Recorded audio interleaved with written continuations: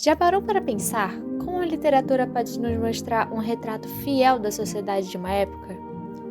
O Cortiço, um dos maiores clássicos da literatura brasileira, é mais do que uma simples história.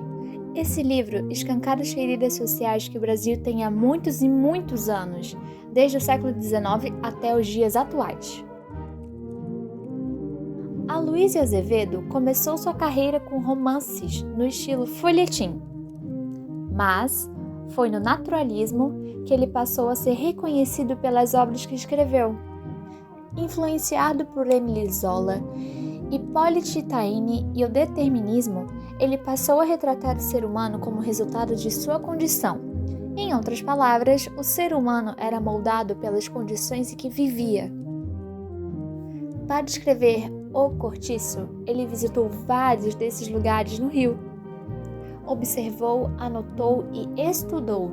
Sua história foi feita quase de forma científica, de forma ambiciosa, transformou o cotidiano em denúncia. O livro gira em torno de João Romão, um português malandro que constrói seu cortiço explorando os seus moradores. Mas o verdadeiro protagonista é o próprio cortiço. O cortiço é retratado quase como uma criatura, não como um ambiente, mas sim como um personagem. Lá, gente pobre, negra, imigrantes são todos transformados pela miséria, de forma animalizada. A animalização é um traço constante. Os personagens agem por instinto, são impulsivos, como se tivessem sido desumanizados. O cortiço é uma metáfora da sociedade brasileira, desigual e injusta, onde todos tentam passar a perna para levar a vantagem. Ali, o ser humano é resultado de suas condições e o livre-arbítrio não existe mais. O Rio de Janeiro, onde se passava o cortiço, passava por uma transformação intensa no século XIX. A chegada da família real e o crescimento da economia cafeeira atraíram multidões à cidade.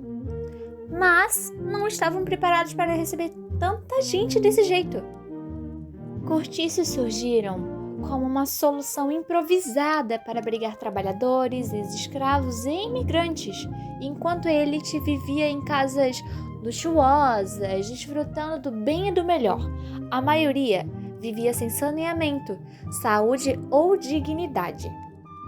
Infelizmente, essa história se repete até hoje. Mesmo com leis modernas para planejar a mobilidade urbana, a desigualdade ainda é um problema muito aparente. A segregação socioespacial, que separava os cortiços dos casarões, agora separava as favelas dos condomínios fechados. E esse tipo de problema ainda reflete uma cidade feita para poucos. O Cortiço é um livro antigo, com uma doutrina de pensamento ultrapassada, como o determinismo.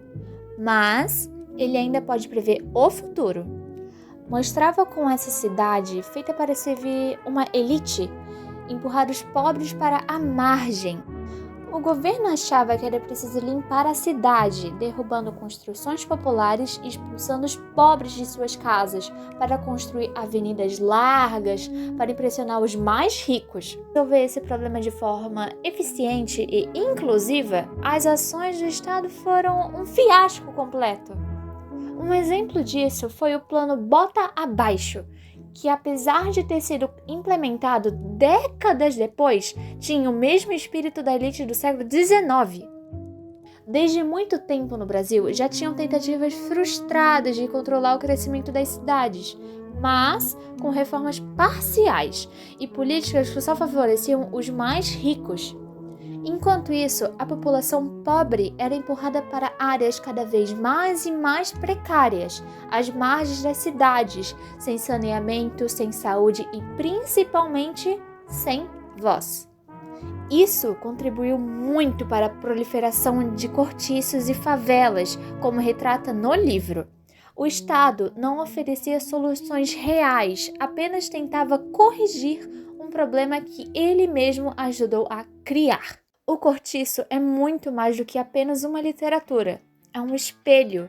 Enquanto o meio continuar sufocando o indivíduo, enquanto a cidade continuar sendo armada para favorecer uma minoria, histórias como essa vão continuar sendo contadas, sendo na literatura ou em outros meios de arte.